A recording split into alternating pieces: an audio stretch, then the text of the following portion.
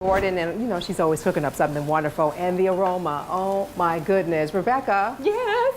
the soup is on, or the chili is on, right? The chili's on. It's cold outside. We need something to warm our soul, and so we're making a smoking hot chicken chili. And the great thing about this recipe is that you have options. Weeknight supper option, you can do it on the stovetop, pick things up as you come home from work and get it going.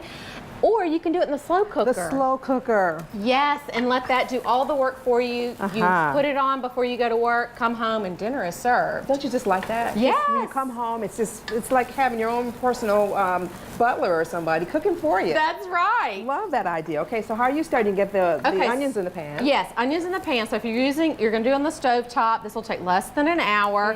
We'll get some onions going, and I'm adding a little bit of garlic to this. Okay. You don't want to add it too soon because the garlic will burn. It's terrible when the garlic burns. Yes, so Changes the whole flavor, doesn't it? it does. And so you want to add that in there into your hot Dutch oven. Okay. And then at this point, it's just literally a dump and stir game. There you go.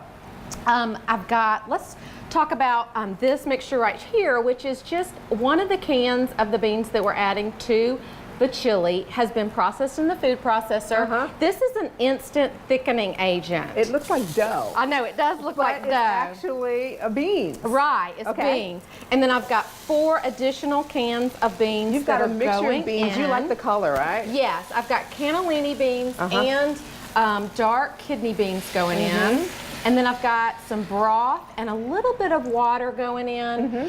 If you're making this in the slow cooker, you do want to make sure that you reduce the amount of liquid because a slow cooker will create liquid as it cooks because there's no way for that steam to escape. That's good information there, okay? Yeah, so just to keep that in mind. And then I'm kind of breaking up that can of beans that we processed in the food processor, and that's your instant thickening agent. I'm all about putting everything in the pot ahead of time and having everything ready at the end. You're not going to have to make a flour and water slurry or anything like that. Very good. Now, to spice this up a little bit, I'm adding 3 chopped chipotle peppers in adobo sauce. That's good. I know, it is good. You just pull them out of the can. That's going to give you that smoky flavor? Smoky flavor and the heat as well. And then we need some chicken to go in there. We got some chicken. We do. And you prefer the chicken thighs? I do. I love a chicken thigh. I'm and going to it gets switch sides with you so you over. can get closer. Yes, it gets overshadowed by the chicken breast, but I think it has more flavor.